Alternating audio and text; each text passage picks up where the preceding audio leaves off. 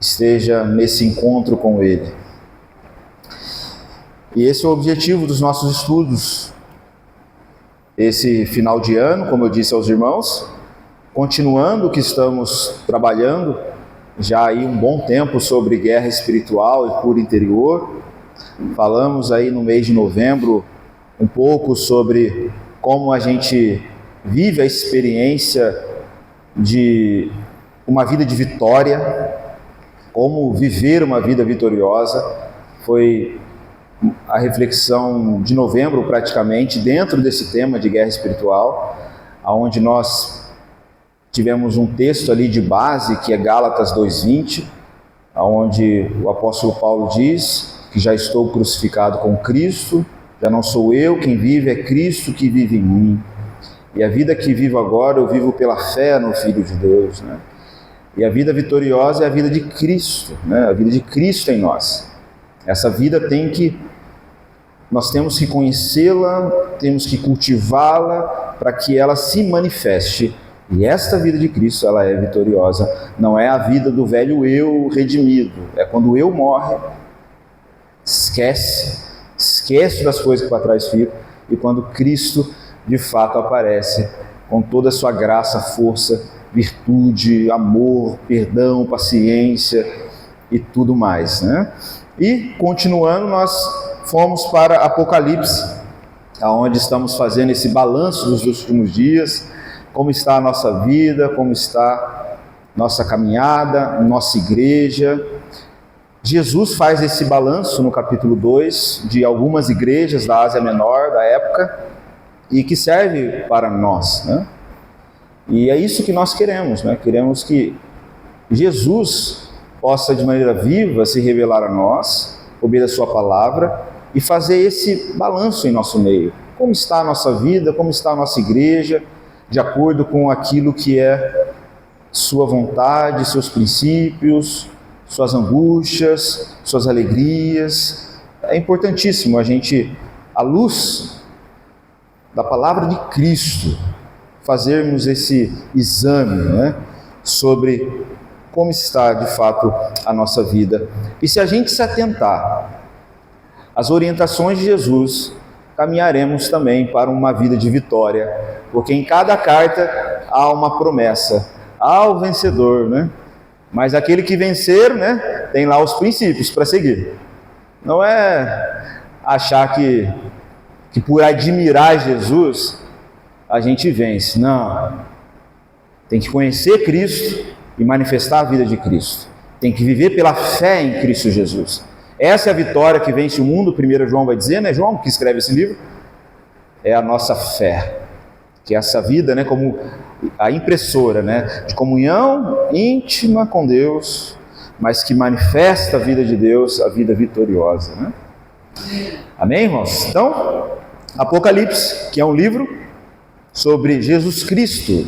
O primeiro versículo do livro diz, né, revelação de Jesus Cristo. João aqui está recebendo essa revelação quando ele estava preso, né, encarcerado na ilha de Patmos, e de maneira especial o Senhor Jesus Cristo se revela a ele. Jesus Cristo é aquele que é, aquele que era, aquele que há de vir, o princípio, o fim, o alfa e o ômega. E é interessante que a primeira visão, lembrando, a primeira visão que João tem de Jesus é dos 7 castiçais de ouro, né? Aparece no verso 12 e 13, quando ele volta os olhos, ou, né, o rosto para ver ali quem que falava com ele. Primeira visão que ele tem de Jesus é da igreja, ou das 7 igrejas. As cartas são escritas para as igrejas. Toda a revelação, toda a fé está em favor da igreja, para que a igreja conheça Cristo e experimente o relacionamento íntimo com Ele. E a partir dessa visão que João tem de Jesus, dos 7 castiçais, ele vê o Filho do Homem no meio da igreja. É o Filho do Homem, é Jesus Cristo que está no meio dela, iluminando, dando sentido a ela, propósito, trazendo vida a ela. E ali O texto decorre, aí depois vem uma revelação de Jesus gloriosa, aonde ele não aguenta, né? E ele cai como morto, e Jesus traz ele de volta, e dizendo, olha, peraí, vamos voltar, e continue aí escrevendo, tem alguns trabalhos para você. Escreve algumas cartas ao anjo de cada igreja, para que cada igreja conheça o seu Senhor, conheça aquilo que é minha angústia, minha vontade, o meu propósito para a vida de cada uma delas, né? Então, é sobre isso. Nós vimos já no capítulo 2, verso 1 a 7, a carta que Jesus escreve à igreja de Éfeso, a primeira igreja que aparece aí no texto, uma igreja que Jesus elogia por causa da sua perseverança, diligência, zelo pela doutrina, uma igreja que defendia a fé, que não tolerava os nicolaítas.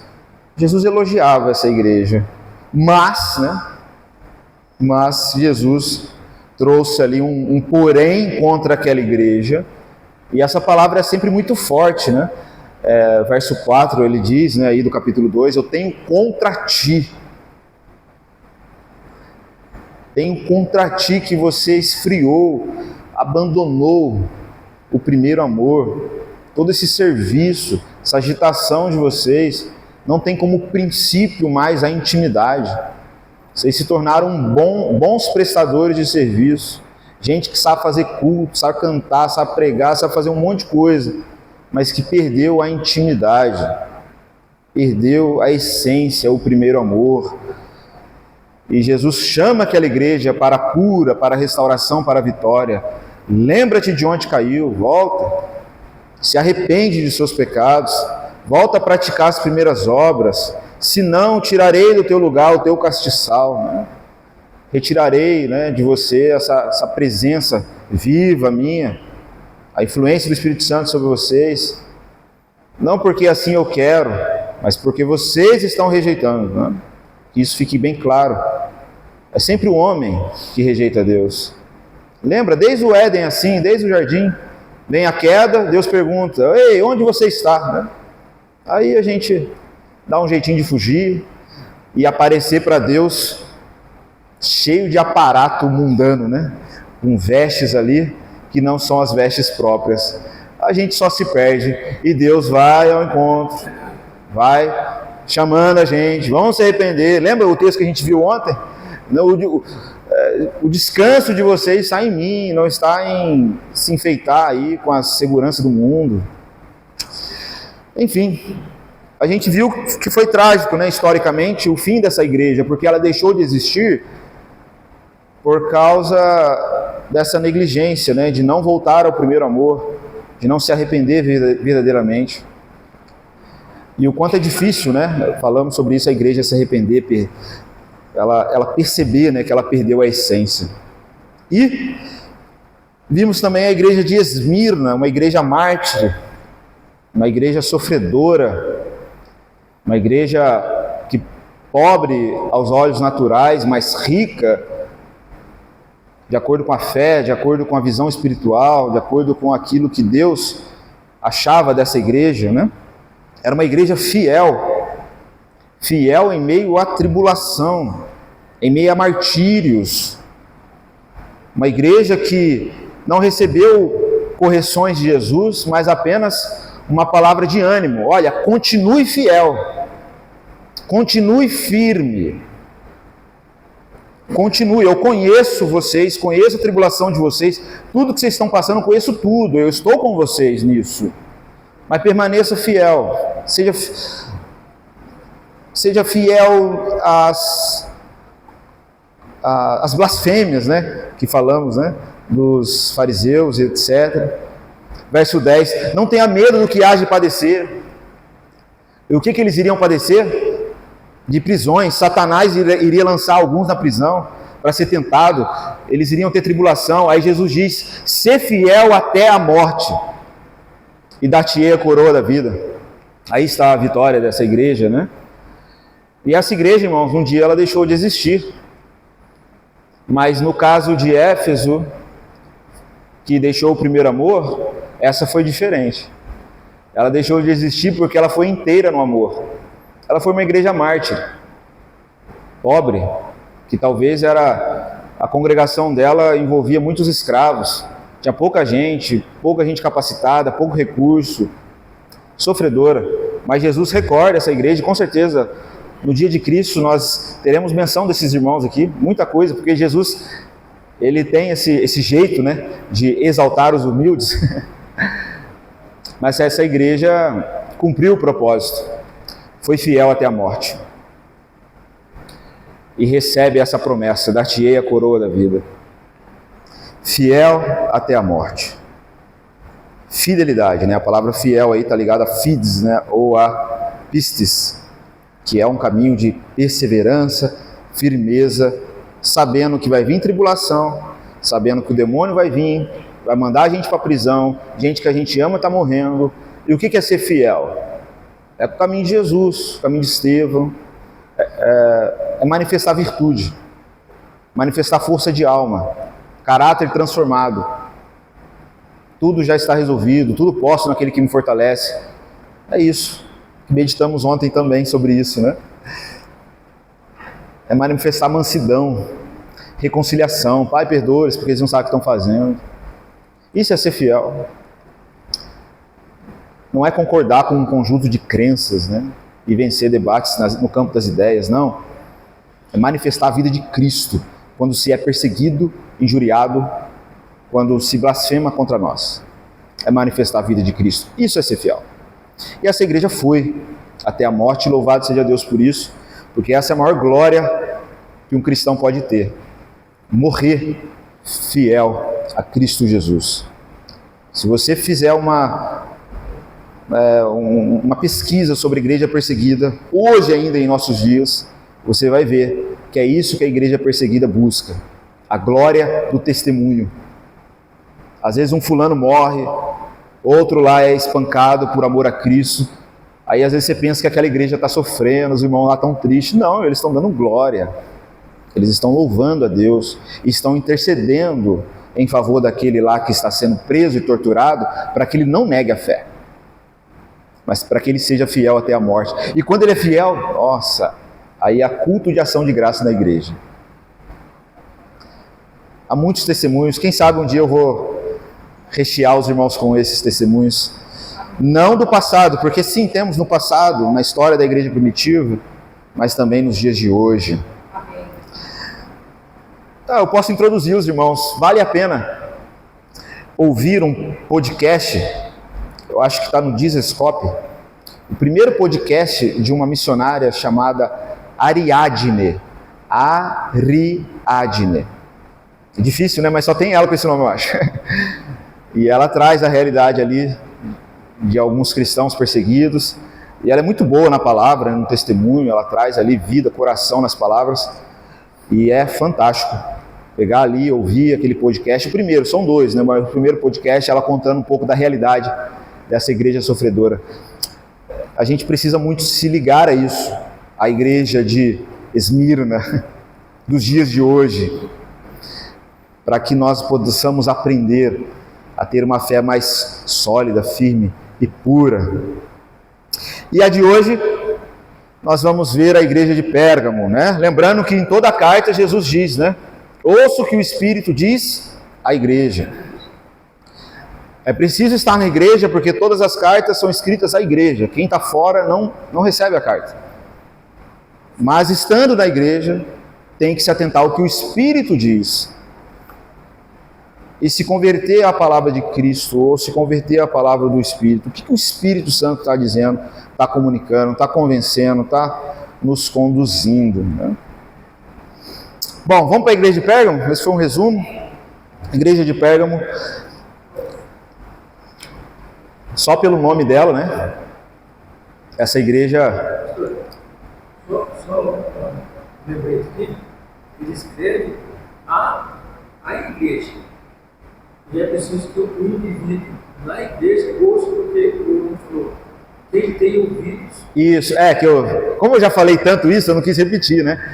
Mas na igreja existe esse apelo, né?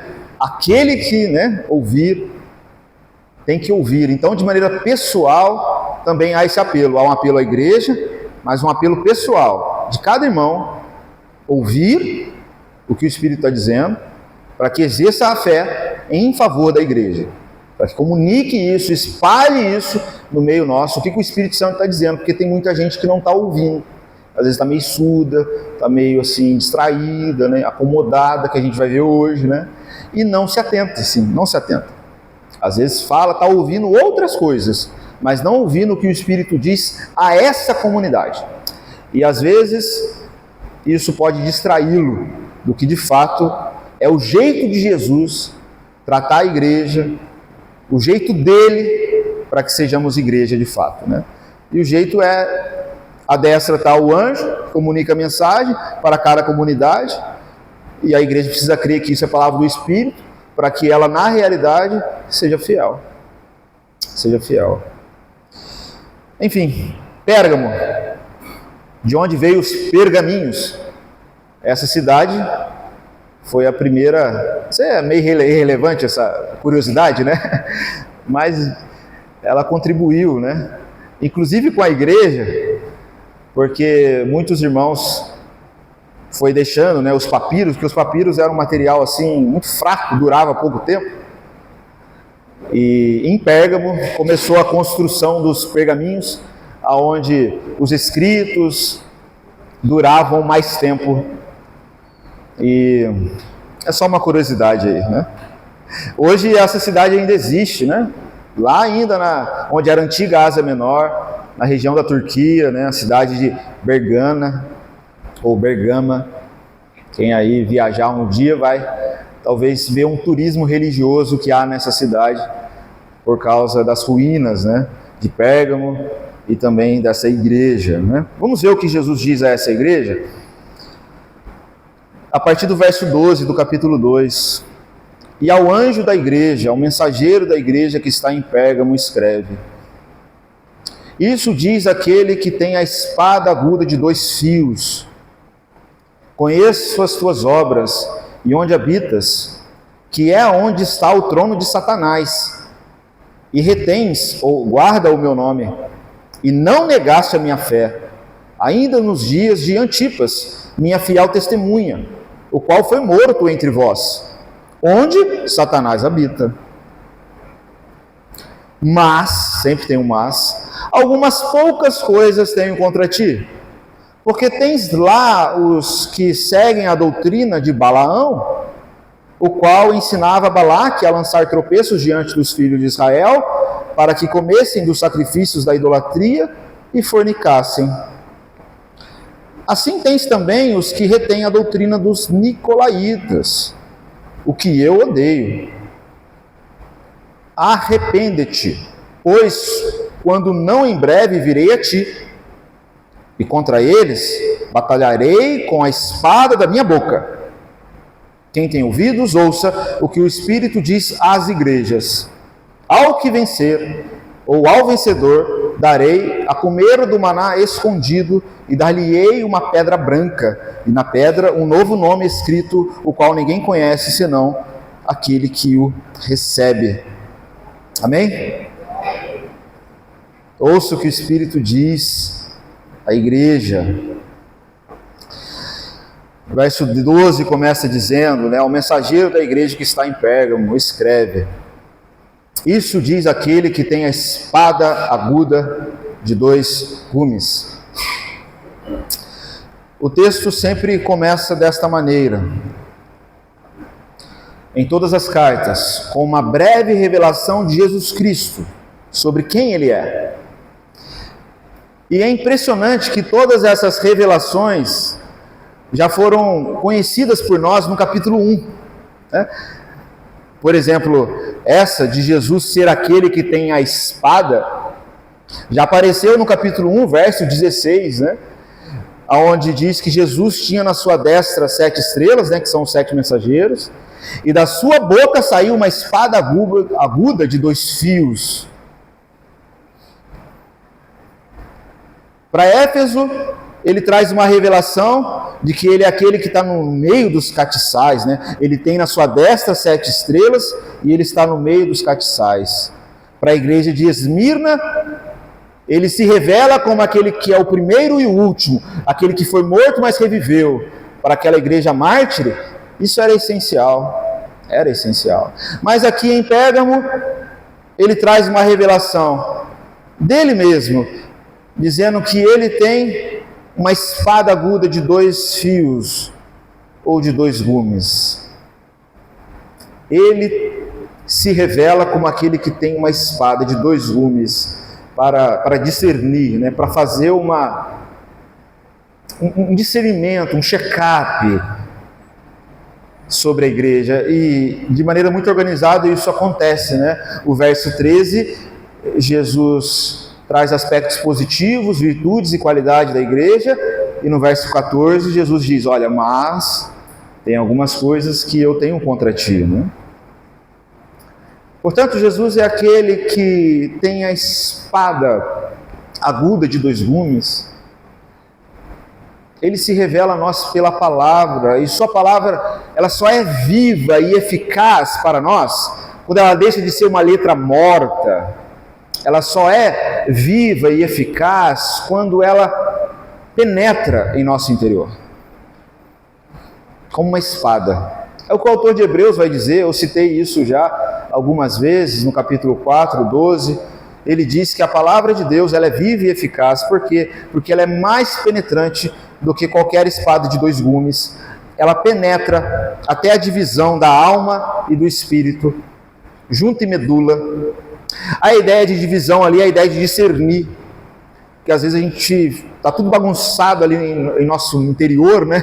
Ela vai dividir, isso são aspectos do espírito, aspectos fundamentais de fé, isso está ligado à sua alma, às suas emoções, sua vontade, seus desejos.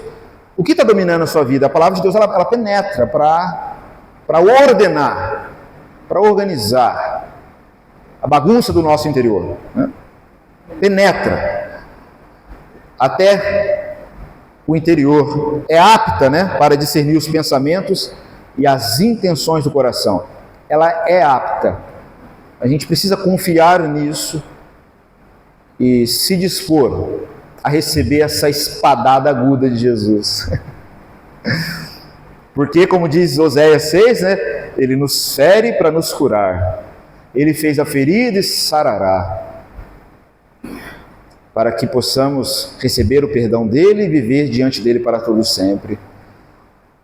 Ele tem esse poder de penetrar em nosso interior. Por isso que a gente tem que ter intimidade com ele, com a palavra. Ninguém tem esse poder. Eu não tenho, ninguém tem. Mas nós devemos ter o dever de estar sempre disponível à palavra, para receber dele essa espada que mata a carne, mas que nos traz nova vida no espírito, que nos faz viver uma nova vida que agrada a ele. Portanto, para a igreja de Pérgamo e para nós também, ele é aquele que tem a espada afiada de 2 gumes, aquele cuja palavra é viva, certeira. É preciso então deixar-se ferir por essa palavra, porque é ela que vai nos ajudar a discernir o que estamos vivendo. Porque sim, assim como foi com Pérgamo, parece que não estamos discernindo muito bem o que acontece conosco. Tenha certeza disso. Você não discerne muito bem o que acontece com você e com a igreja, se você não se dispor à palavra, não abrir o coração à palavra. Você não discerne. Se você confia no seu coração, piorou. Se você confia na sabedoria do mundo, então, nos sábios egípcios, como vimos na semana passada, piorou. Que a Bíblia declara que a sabedoria humana, coração humano, desesperadamente corrupto e perverso. Se discernir bem o que de fato está acontecendo conosco, com a nossa igreja, tem que se dispor a ouvir a palavra, porque é ela que vai trazer discernimento, luz, para colocar em ordem aquilo que não está, para a gente perceber aquilo que agrada a Deus e aquilo que não está agradando Ele em nosso meio. Esse é o nosso dever, lembre-se disso. Esse é o nosso dever. O dever não é fazer grandes coisas, faça isso, faça aquilo, se disponha em ouvir a palavra. Por que você não está ouvindo a palavra? Por que você não está orando? Por que você não está todos os dias confessando os seus pecados? Você está louco, você confia em você mesmo, porque você sai igual um louco no dia para correr atrás de coisas. Você não se conhece não, né? Se disponha todo dia em ouvir a palavra, para que ela realinhe, ajuste, discirna sobre aquilo que é o bom caminho e o mau caminho. É assim que ele se revela, como uma espada de 2 gumes, para nos ajudar, para nos ferir sim, mas para nos curar. E ele já começa dizendo, já que ele penetrou, ele diz no verso 13, eu sei que algumas versões não diz isso, mas na minha diz, conheço as tuas obras. Jesus conhece as nossas obras, motivações, ele conhece nosso comportamento, conhece nossas atitudes, nada foge do seu olhar. Ele conhece profundamente. Conhece as obras daquela igreja, conhece as obras de nossa igreja. E onde habitas, e é onde está o trono de Satanás. Então Pérgamo era um lugar bem complicado, né? Ali a igreja estava no meio do trono de Satanás, né? Isso não é problema, porque a igreja ela é enviada para esse lugar. Tem gente que fica pedindo para Deus livrá-lo, né? A igreja tem que avançar as portas do inferno. E as portas do inferno não vão prevalecer contra ela. Jesus, no capítulo 16, naquela viagem que ele fez com os discípulos, em Cesareia de Filipe, né, capítulo 16 de Mateus, ali era uma região pagã. Havia vários templos, cultos, e havia ali um lugar que era conhecido como a caverna do diabo, né? A caverna do demônio, do inferno, seja lá o que for, né? O pessoal tinha meio medo daquele lugar. E Jesus, nesse lugar, quando Pedro diz, né, tu és o Cristo, Filho de Deus vivo, e Jesus diz, né, sobre essa pedra edificarei a minha igreja, e as portas do inferno não prevalecerão contra ela. Jesus disse nessa região pagã, possivelmente apontando para algum templo satânico, falando sobre igreja, não no templo religioso, mas caminhando, dizendo que as portas do inferno não vão prevalecer contra ela. A igreja de Pérgamo está nesse lugar, onde Satanás habita. É o que ele diz, né? Sei bem aonde você está morando aí. Em Pérgamo havia um grande templo dedicado a Zeus e outro dedicado ao imperador romano. Esses eram os principais. Haviam outros, era uma cidade idólatra. Mas esses eram os principais. Um culto a Zeus e um templo dedicado até mesmo ao imperador romano. Mistura religiosa, mistura política. E o que era, na época, mais forte, era o dedicado ao imperador romano. Ou seja, mesmo naquele tempo, havia essa mistura, não sei se os irmãos já perceberam isso, entre religiosidade e política. E as pessoas confundindo essas coisas, sabe? Fazendo culto no meio disso. Não sei se os irmãos já viram isso em algum lugar. Mas naquela época existia. E o que se esperava daquelas pessoas? O que era comum na cultura? Que elas cultuassem o imperador, né? Era regra, era lei. E quando os cristãos se recusavam a isso, eles estavam em rebeldia ao império. E esse era o grande desafio, não só de Pérgamo, mas dos irmãos da Ásia Menor. Porque o imperador, né, ou o Império Romano, dominava o mundo da época. E o grande desafio dos cristãos é dizer que Cristo é Senhor e não o imperador, e não César. Eles eram mortos por causa disso. Então, esse é o desafio, como ser cristão, como ser fiel dentro desse império mundial. Como ser fiel diante dessa opressão religiosa e política. Então, houve muita perseguição àqueles que se recusavam a adorar um poder político. E é por isso que Jesus diz, havia um trono de Satanás. Poder político que exige direitos de divindade. Isso não só está errado, mas isso é como se fosse um trono de Satanás. Misturar poder político, expectativa messiânica política, com culto a Deus, envolver Jesus nisso, Isso tem um nome. Isso é o trono de Satanás. Amém? Quem já caiu nesse pecado, se arrependa. Porque as coisas hoje não são muito diferentes. Embora não exista templos dedicados a algum político em nosso meio, mas aquilo que se exige de nós hoje, pela cultura, aquilo que toma nosso tempo, pensamento e emoção, não é muito diferente. Pessoas estão se dedicando todo o seu tempo nesse meio político religioso, envolvendo-se emocionalmente com isso, profundamente, trazendo isso para o meio da igreja, fazendo uma mistura satânica, religiosa e moralista. Jesus chama isso de trono de Satanás.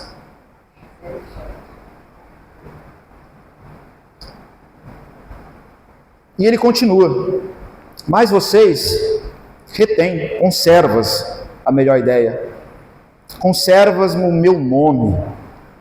É a mesma coisa que dizer conserva a minha obra, né, as minhas obras, o meu testemunho. Meu testemunho, vocês conservam o meu testemunho, porque esse é o testemunho da igreja, o testemunho de Cristo, uma vida sacrificial, mansa, humilde, como vimos anteriormente, uma vida fiel em meio aos impérios. Vocês retêm, vocês conservam o meu nome e não negastes a minha fé. Não é a minha fé, é a fé de Cristo. Lembra Gálatas 2:20? Já não sou eu quem vive, é Cristo que vive em mim. E a vida que eu vivo agora, eu vivo pela fé do Filho de Deus. Não é a minha fé, é a fé do Filho de Deus, que me amou e se entregou por mim. A fé do Filho de Deus não é essa crença religiosa, é uma fé de quem conhece a Deus na intimidade, sua vontade. É a fé de quem se nega a si mesmo e toma a sua cruz. É a fé da humildade, é a fé da mansidão, é a fé da fidelidade, é a fé da firmeza, mesmo em meio à cruz, não se deixa abater por nada daquilo que é exterior, por nada. É Império Romano, é o império religioso dos fariseus, tudo gente injusta, complicada e demoníaca, sim, mas não se deixa abater por nada, permanece firme, manso, humilde, amando, servindo. Não negaste a minha fé, nesse sentido. Não é a crença, eu sou de Jesus, não é que às vezes a gente pode falar com a boca, mas as atitudes, as virtudes, elas negam, né? Então Jesus está elogiando essa igreja. Não negaste a minha fé, ainda nos dias de Antipas, minha fiel testemunha, meu fiel mártir. A palavra testemunha e mártir é a mesma palavra, o qual foi morto entre vós, onde habita Satanás. Não negaste a minha fé. E o exemplo de vocês de não negar a fé é Antipas, porque ele, diante dessa muvuca toda, essa bagunça, ele foi um mártir. E não só ele, mas vocês estavam firmes na fé em relação a isso. Ele foi fiel a Jesus. E vocês também nessa época foram fiéis, não se deixaram abater, continuaram confessando o nome do Senhor Jesus, cultivaram a fé de Cristo, foram testemunhas fiéis, assim como a igreja de Esmirna, que nós vimos na semana passada, fiel até a morte. É a vida de Cristo que foi fiel até a morte e morte de cruz. A salvação é a reconciliação com a vida de Cristo, para que pela fé possamos viver na fé do Cristo, em Cristo e como Cristo. Então Jesus elogia o testemunho de fé desses irmãos, um testemunho de martírio. Essa foi o início da igreja, o princípio dela. Mas, sempre tem um mas, porém, aí entra o verso 14, parte B aí, né? Tem algumas coisas contra você, porque você tem lá os que seguem o ensino de Balaão, que trouxe tropeço para os filhos de Israel, E assim também os que retêm a doutrina dos nicolaítas, que a segunda vez que aparece a carta de Éfeso, né, aqui também. Em relação aos nicolaítas, é muito difícil saber exatamente o que significa, né? Quem eram esses povos. Alguns sugerem que tem a ver com alguém que se chama Nicolau, né? Alguns sugerem que tem a ver, e pode ser isso, né? Com aquilo que envolvia o ensino dos gnosticismo, né? Que era uma fé muito mítica, sem virtude, né? Sem manifestar obras de graça, amor, fidelidade. É uma fé assim utópica, né? Sem obras. A gente não sabe exatamente, pode ser isso. Mas o fato é que Jesus odeia, a segunda vez que ele diz isso, né? Ele odeia as obras dos nicolaítas. Agora, os balaitas, ou a doutrina de Balaão, que alguns até sugerem que os nicolaítas estão junto com eles, é mais fácil da gente entender. A gente tem essa história aí desse homem chamado Balaão, né? No capítulo 25 de Números. Ele foi contratado por um rei moabita que não gostava muito de Israel, e ele foi contratado para amaldiçoar o povo. E durante a peregrinação à terra prometida, Israel ficou um tempo acampado ali nas campinas de Moabe. Ficou um bom tempo lá. O rei se incomodou com o povo, e Balaão era o que fazia encantamentos com palavras de bênçãos e maldições, e ele cobrava por isso, né? E o rei, através de alguns homens, ele oferece dinheiro a Balaão, a fim de que ele amaldiçoasse o povo de Israel. Encurtando a história, né? Deus se revela a Balaão, diz para ele que ele não podia amaldiçoar esse povo, porque esse povo era abençoado por Deus, né? E Balaão, fala para aqueles homens que contrataram ele, que ele não podia abençoar aquele povo, que já era abençoado pelo Deus deles, ele não queria se envolver com isso. E a segunda vez, os homens do rei vai até ele, oferece mais dinheiro, aquilo chama a atenção de Balaão, para ele fazer aquele serviço, e ele tem uma ideia, né? Desculpa, antes disso, ele chega naquele lugar onde ele tinha que descarregar as maldições em relação ao povo de Israel. Deus não permite, e ao invés de amaldiçoar o povo, ele abençoa o povo 3 vezes. Aí ele volta lá para aqueles que tinham contratado ele, os camaradas falam, ao invés de amaldiçoar, você abençoa, né? O que está acontecendo? Aí eles cobram Balaão, e Balaão tem uma ideia. Já que eu não posso amaldiçoar, eu posso sugerir uma coisa para esse povo aí. Eu posso sugerir para Moabe alguma coisa que faz com que o povo perca a bênção de Deus. Aí ele sugeriu para que o rei mandasse para o acampamento de Israel algumas mulheres do povo para seduzir os seus homens. E seduzindo esses homens, noivando, casando, essas mulheres iriam conduzir esses homens e o povo à idolatria, à fornicação, à adultério, a uma série de pecados. É assim que ele pensou. E isso seria maldição para o povo. Foi exatamente o que aconteceu. Trouxe um tempo para o povo muito complicado. Deus chegou a mandar uma praga que matou 2.400 homens. Tamanha a indignação e a ira de Deus. Desculpa, 24.000 homens. Eu errei por 1-0 aí. 24.000 homens. Depois Moisés entendeu o que estava acontecendo e começou a resolver isso, né? Essa história está lá em Números, mas é uma história meio complicada. Mas o que significa então essa história? O que é seguir então a doutrina de Balaão? É quando pessoas de dentro da igreja não vê nenhum problema em se adaptar, em conviver com aquilo que acaba no fundo, nos fazendo abrir mão do nosso relacionamento íntimo com Deus. Pessoas que não vê nenhum problema em se adaptar com coisas do mundo, em que tira a nossa fidelidade, entrega a Deus. Esses estão sempre no meio da igreja, onde sempre querem que a igreja se adapte ao meio, se adapte à cultura, se adapte ao pensamento da época. Sempre estão propondo novas coisas, novas ideias, novas formas de pensar família, novas formas de pensar sobre o Evangelho, sobre aplicar o Evangelho. Sempre estão sugerindo, sempre estão focando em coisas extra-evangelho, sempre estão focando em eventos, mas não tem o foco da intimidade com o Senhor.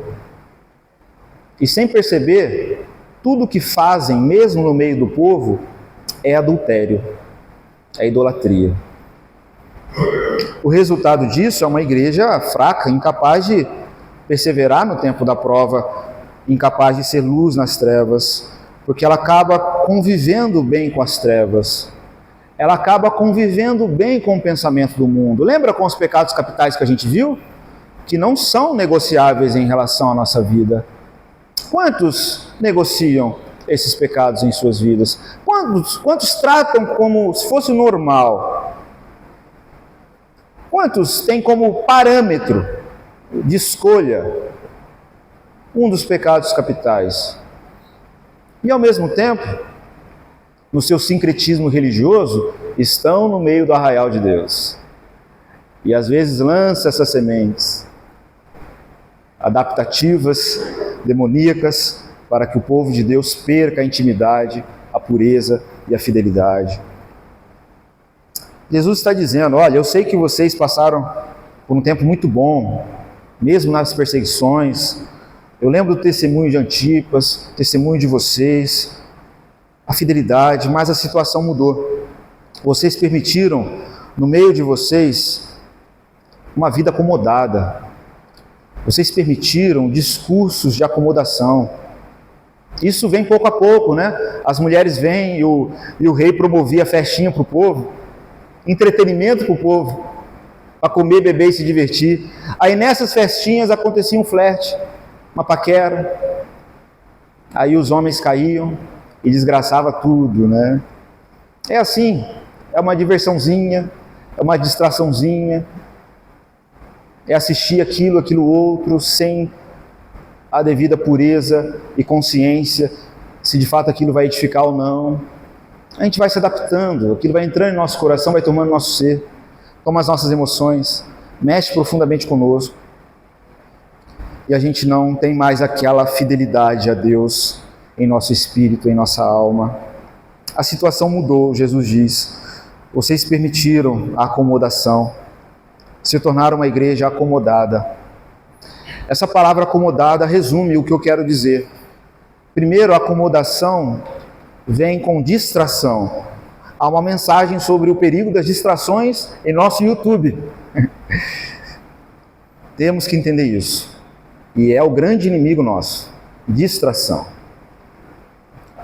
A distração nos conduz à acomodação.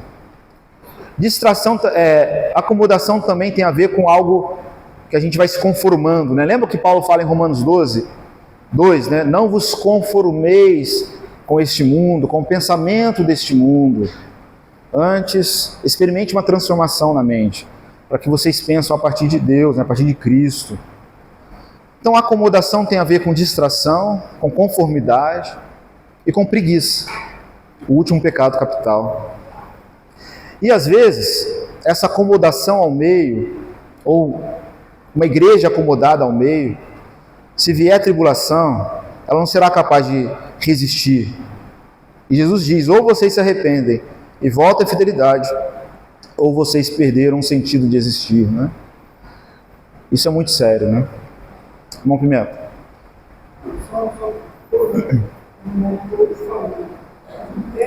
Às vezes a igreja são de traição de casais. Isso. O que eu quero é adulterar. Sim. Você tem lei, você coloca lá no leite, adulterou. Adulterou.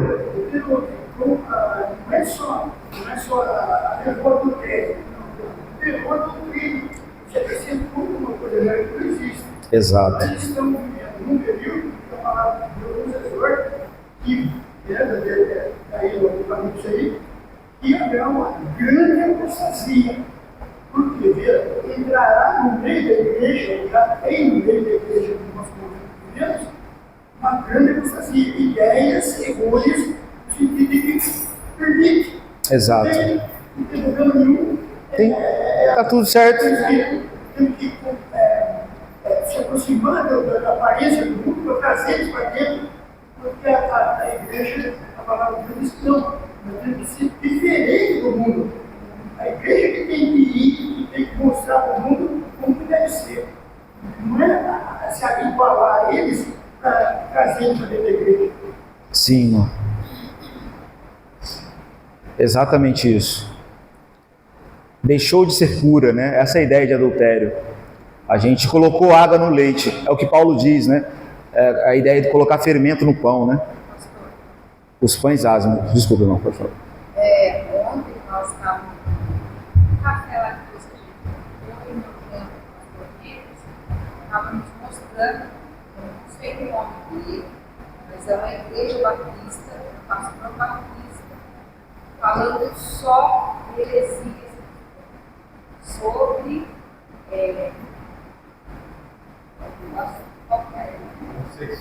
homossexualismo, Sim. não tem problema, e a Bíblia tem que ser mudada mesmo.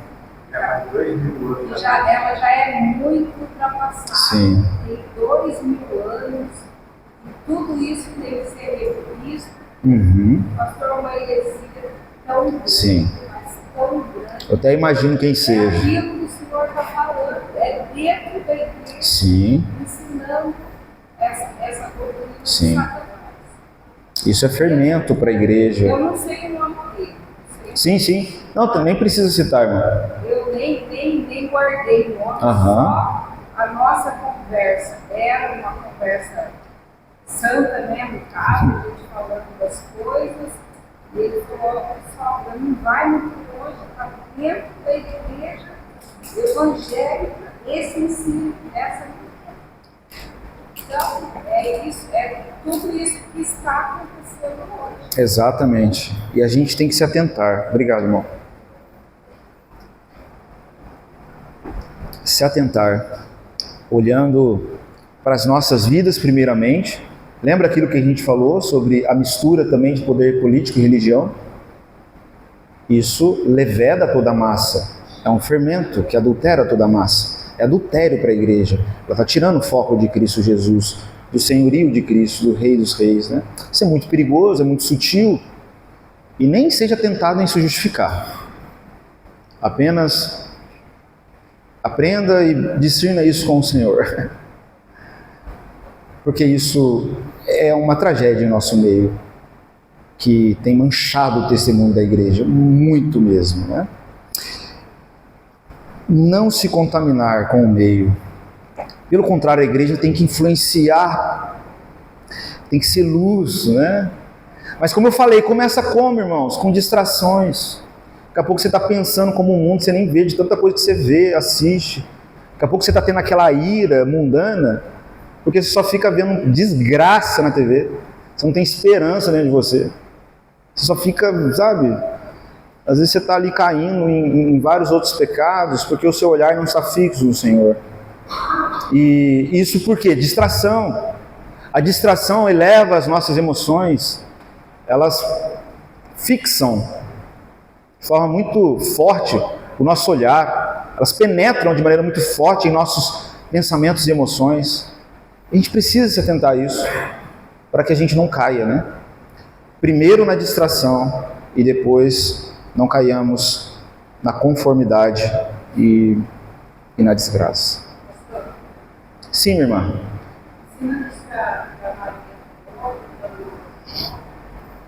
Eu posso, no meu pensamento, achar que essa pessoa já deixou de ser muito batista.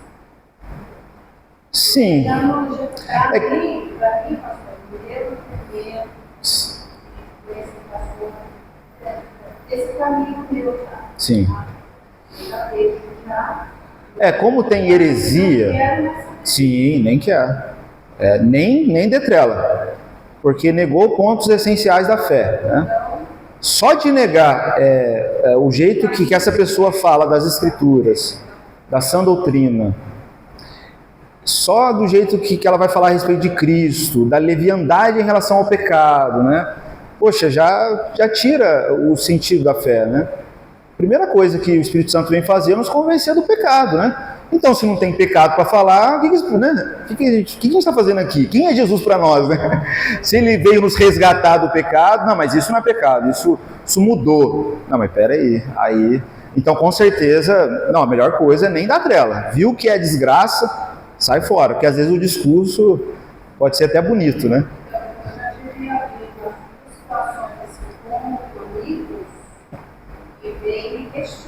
Aham. Exato. Ele tá, não, mas não é todos os batistas. Sim. E agora lá na minha igreja, onde eu estou lá, eu sei responder para você. Sim. Como as igrejas batistas são independentes, né? Nenhuma igreja ela tem um poderio sobre o outro ou sobre a outra, né? Então, às vezes o sujeito está dizendo ser batista lá, mas não, né? Ele já deixou os princípios de fé há muito tempo, mas carrega o nome, né? Então, isso é bom a gente até explicar para as pessoas, olha, ele se diz batista, mas não está de acordo com as nossas confissões históricas, né? Com aquilo que a gente crê.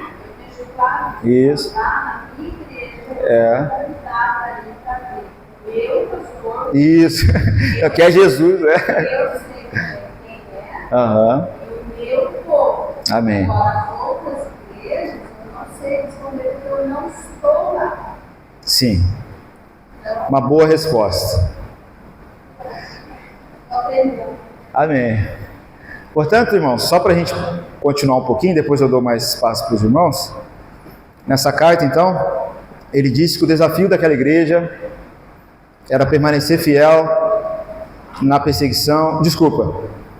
Na carta de Esmirna, foi a que vimos na semana passada. O desafio era permanecer fiel nas perseguições. Esse era o desafio da carta de Esmirna. Jesus fala, né? Não tenha medo das coisas que vão sobrevir sobre vocês. Seja fiel até a morte. Mas agora aqui em Pérgamo, ela já não estava mais passando por perseguição. Mas o perigo dela era a acomodação, distração, a preguiça, acomodação ao jeitinho do mundo, ao pensamento do mundo, as emoções mundanas, né? Aí Jesus diz, né? Se arrependa, foge disso. Ele vai falar no verso 16, a ideia de voltar, volte ao princípio que ele fala à igreja de Éfeso, né? Volte à fidelidade corajosa, volte ao princípio de ser testemunha fiel em meio a essa sociedade satânica. Não se adapte ao satanismo, a um pensamento baseado nos prazeres, porque eles se entregaram aos prazeres. Eles se iludiram com as mulheres, né? Na época o povo de Israel, deixaram, né, o prazer tomar conta. Aquilo se distraiu, aquilo cegou. É isso que a distração faz, ela cega. E eles não perceberam sua ruína. Se arrependa, ele chama, volta. Para nós, aqui no Brasil, em Taubaté, a realidade, com certeza, de perseguição, ela é bem distante, né? Perseguição como acontece lá. Pode acontecer? Pode, mas ela ainda é distante. Mas a realidade da acomodação, ela não é tão distante não, irmãos. Ela é bem próxima. É o grande perigo nosso. Distração que nos leva à acomodação. E talvez ela seja muito mais perigosa para a nossa alma, com certeza é, do que a perseguição. Porque, como eu disse, a gente, quando está vivendo uma acomodação, a gente não percebe. É igual aquela ilustração do sapo, né, que está na panela, aí você coloca uma água ali, aí você começa pouquinho em pouquinho a esquentar. Ele vai se adaptando, até que ele fica cozido, né? Se torna, até que ele morre. E ele não se dá conta. Então esse é o grande perigo da acomodação. A gente vai sendo cozinhado por ela, até o ponto de nos tornarmos incapazes de reagir, espiritualmente falando, né? porque perdemos os sentidos, porque perdemos o discernimento espiritual. E quando vier a perseguição ou a dificuldade, seja para a igreja ou seja para o cristão, ele se tornou incapaz, sem fortaleza espiritual para reagir à provação, porque primeiro se distraiu, se acomodou e não resiste à fé. Aí isso dá lugar a vários outros pecados. Isso é um adultério diante de Deus. A gente se distrai, a gente não olha o Senhor como o Senhor de nossas vidas, como nosso noivo. A gente olha outras coisas. A gente devota prazer em outras coisas. E às vezes a gente volta para o Senhor com aqueles prazeres e achando que isso está tudo bem. E a gente não enxerga que não está nada bem. Uma vez eu vi um testemunho, de um pastor do Paquistão. A igreja do Paquistão ainda está em perigo, sempre está em perigo, com muitos radicais que perseguem a igreja. Mas uma vez ele diz, em uma palestra, acho que foi, não sei se foi da Jocum, eu não lembro, que quem está em perigo aos olhos dele é o Ocidente. É assim que a igreja do Oriente vê a igreja do Ocidente. A igreja mártir do Oriente vê a igreja do Ocidente em perigo. Aí ele explica por quê. Ele diz assim, porque no Paquistão nós somos perseguidos. Mas a perseguição nos faz lembrar todo o tempo que o nosso bem é maior. É o Senhor Jesus. Só Ele é o nosso bem, Ele é a nossa alegria, Ele é a nossa paz. E muitas vezes a perseguição nos tira tudo, mas ela nos aproxima do tudo. Ela nos foca em Jesus. Isso é uma bênção para nós. E vocês, ele diz, por conta de terem tanta facilidade, tanta liberdade, tanta distração, vocês têm o risco de diminuírem a fidelidade de vocês a Jesus e serem engolidos por um mundo que oferece coisas demais o tempo todo. Isso gerará cansaço e desatenção, na alma de vocês. Tem sim, pesado isso em nosso coração e nossa alma, nos cegado, Então esse é o grande perigo nosso, esse perigo da acomodação.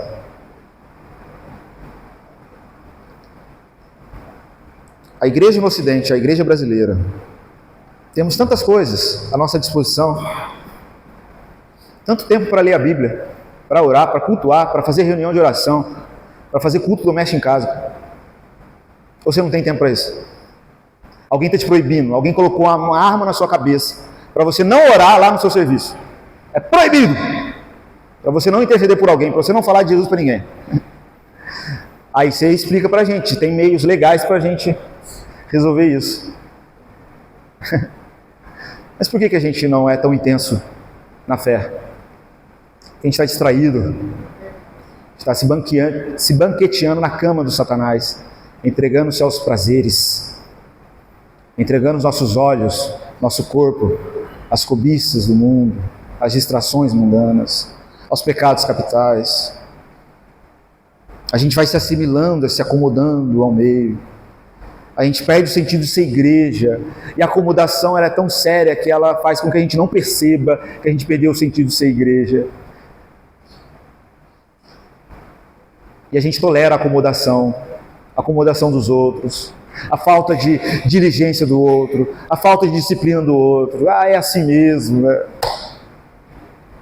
É assim mesmo, o mundo é difícil. Que mundo é difícil, irmão? Vamos lá para o Oriente.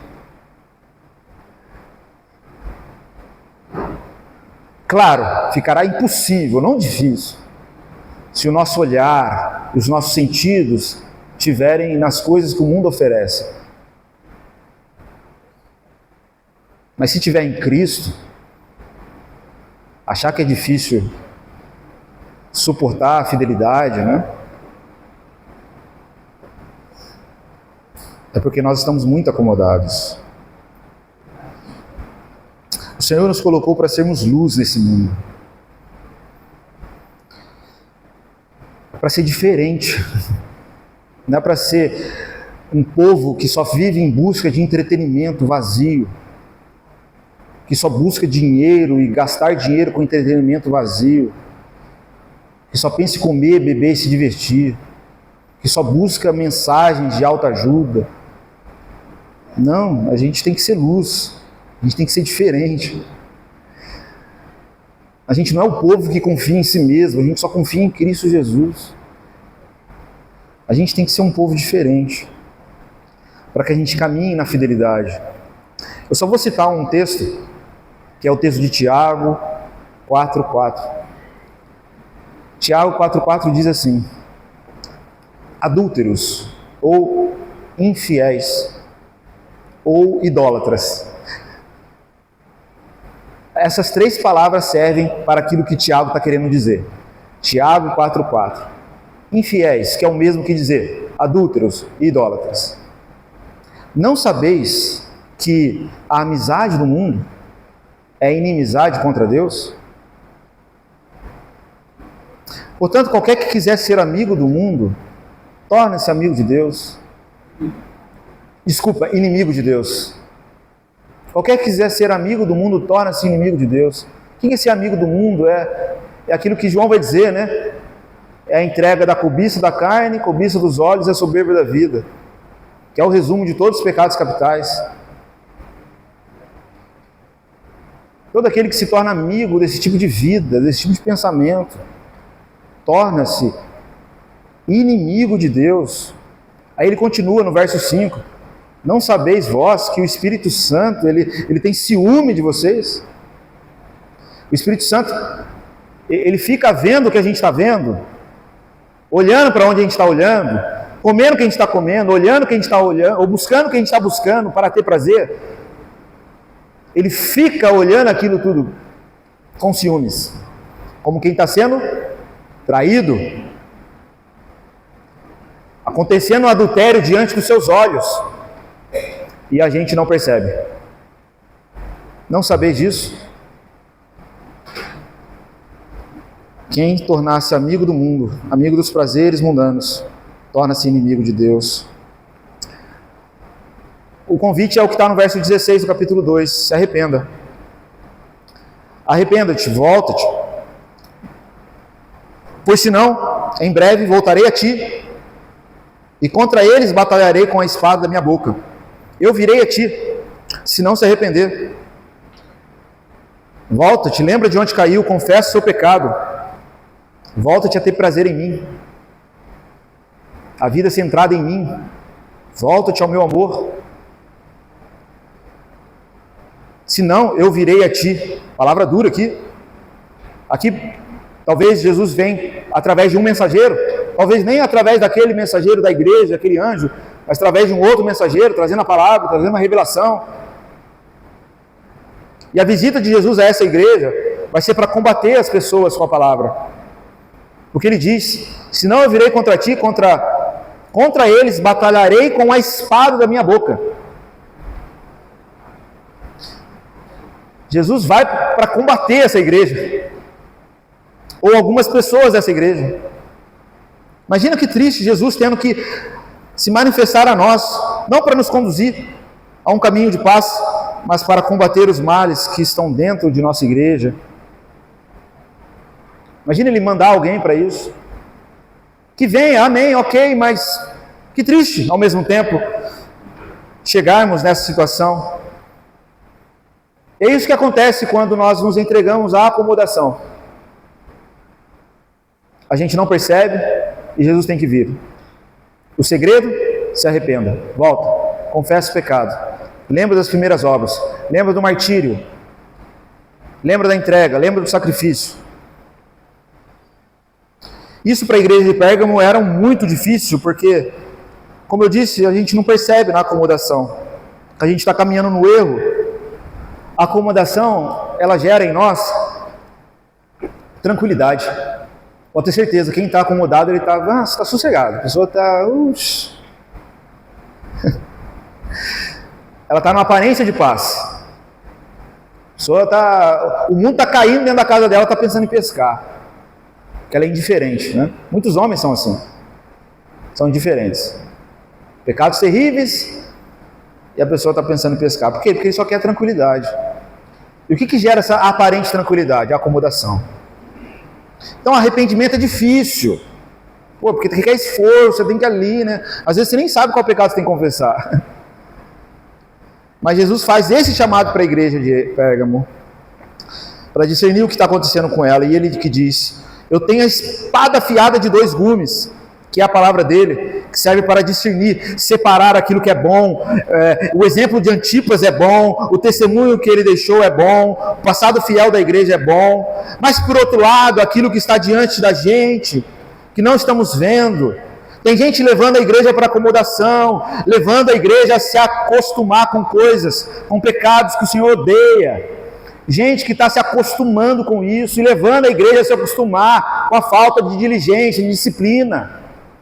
Isso não está bom. Vamos tirar isso do nosso meio. Vamos deixar que a espada de Cristo resolva isso. E retire essas pessoas do nosso meio. Vamos clamar para que Cristo se manifeste. E essas pessoas sejam retiradas do nosso meio, se elas não se arrependerem. É isso que ele está trazendo para essa igreja. Quando a palavra do Senhor deixa de ser direção e passa a ser incômodo, espada afiada, é como se Jesus estivesse dizendo: minha palavra vai combater alguns de vocês, eu vou ferir alguns de vocês.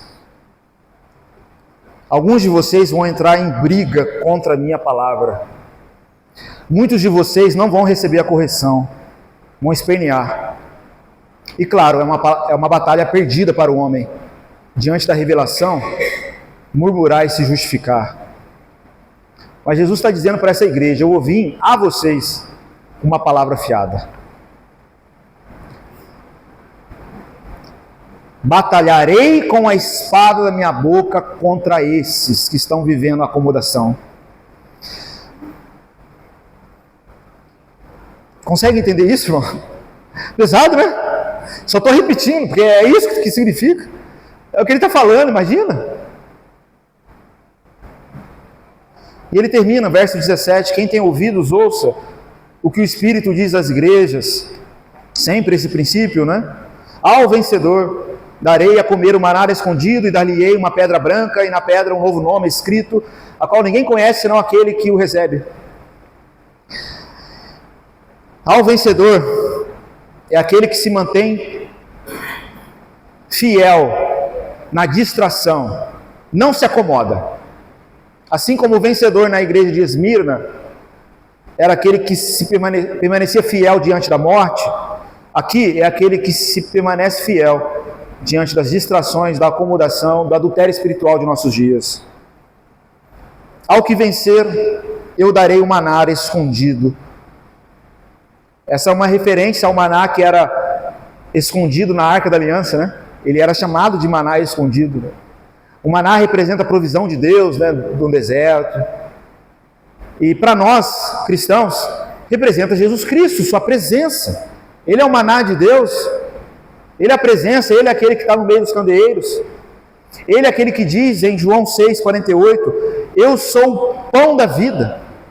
Eu sou o pão vivo que desceu do céu, não o maná que vossos pais rejeitaram. Eu sou o pão vivo. E aquele que comer esse pão viverá eternamente.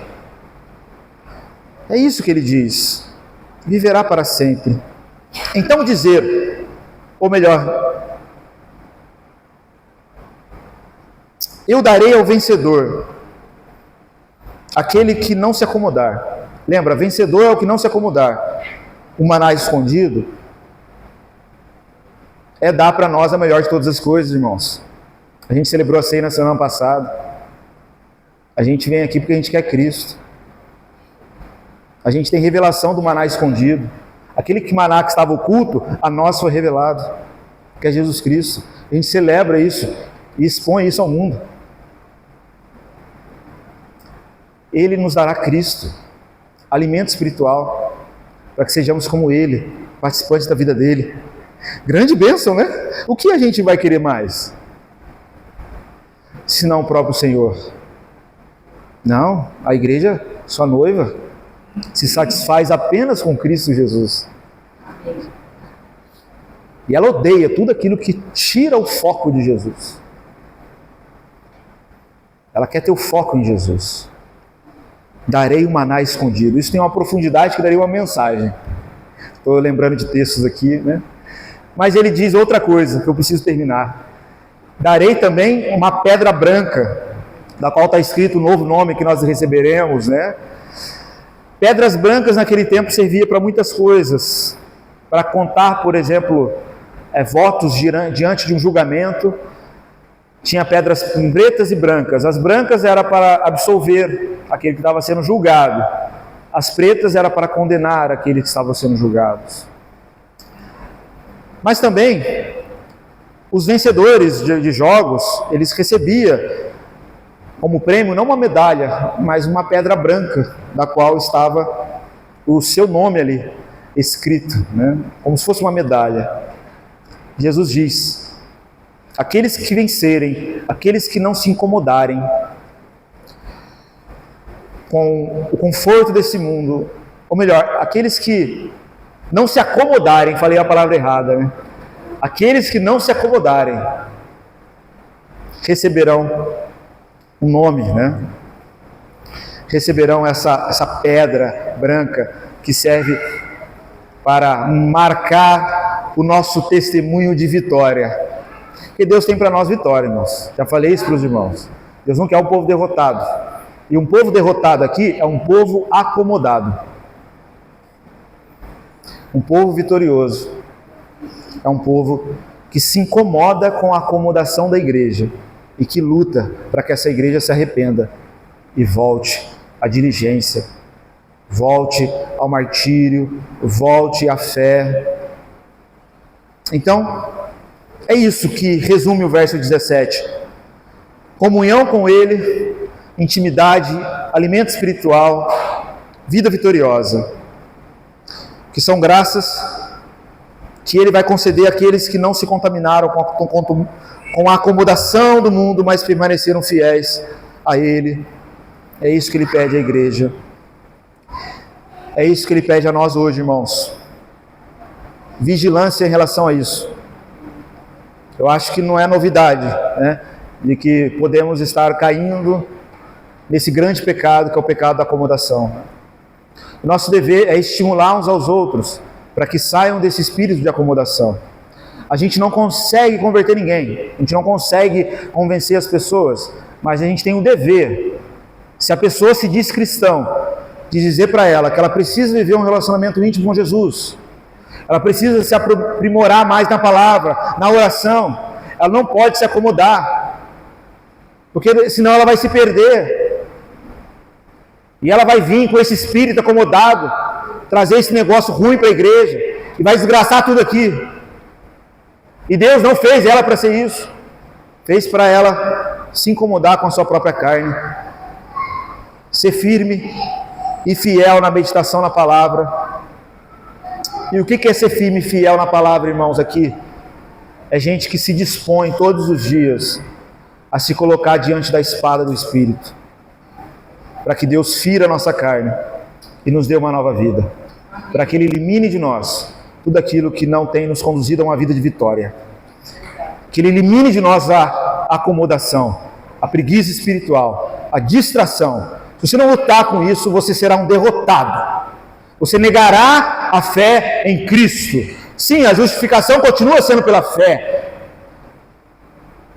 mas a fé se manifesta no espírito de coragem, de quem não se acomoda, mas de quem se entrega àquele que é Senhor e amado de nossas almas. Lembre-se, a acomodação é adultério espiritual. Não esqueça disso e trema diante da palavra, porque ela veio a nós hoje como espada. Deus seja louvado. Amém? Consegui resumir rapidamente? Tranquilo? Dúvidas, o mais importante? A espada também é a palavra. Falamos isso. É a palavra. Sempre. E Efésios lá na revestida, graça, e a palavra que é o Espírito da palavra de Deus. A palavra do Espírito, que é a palavra de Deus, tem que se revestir. Esse é o apelo. E ela vem como uma espada. Ela não vem como um buquê de flores. Amém? é como uma espada. Deus seja louvado, é assim que a gente vence. Amém. Pai Santo, obrigado por sua palavra desta manhã, que nos tira desse conforto maligno, da acomodação, da negligência, da preguiça, e que nos traz para um caminho, Pai, de diligência, de perseverança, de fé, de fidelidade e amor único ao Senhor. Elimine de nós, pelo poder da sua palavra, todo espírito de adultério em nosso meio, de gente que está vivendo a acomodação mundana, de ficar olhando demais, flertando demais com os prazeres do mundo. Tire de nós, Pai Santo, com a tua palavra, com o poder da tua espada, esses pecados que têm ferido o teu coração, ferido o Espírito Santo, que com ciúmes olha esse nosso adultério espiritual, olha a nossa surdez que não dá atenção à sua palavra e se entristece. Ó bendito Espírito Santo, venha nos convencer e nos trazer para um caminho puro de fidelidade a Ti e a Jesus Cristo. Um caminho santo. Nos ajude nisso. Nós não somos capazes de movimentar e de fazer essas coisas. Dependemos do Senhor. É o Senhor que nos convence, que nos purifica. Nós apenas nos dispomos à Tua palavra para receber essa cura, essa libertação e essa vitória. Nos conduza e que possamos sempre estar dispostos a ouvir e a se arrepender de nossos pecados. Nos arrependamos e nos arrependemos diante do Senhor, que muitas vezes estamos vivendo uma vida acomodada e não dando a devida atenção ao Espírito Santo e a Jesus Cristo. Tire-nos da cegueira, da surdez espiritual e nos faça enxergar aquilo que são nossas acomodações, para que possamos trabalhar contra isso através da sua palavra, em Cristo Jesus. Amém.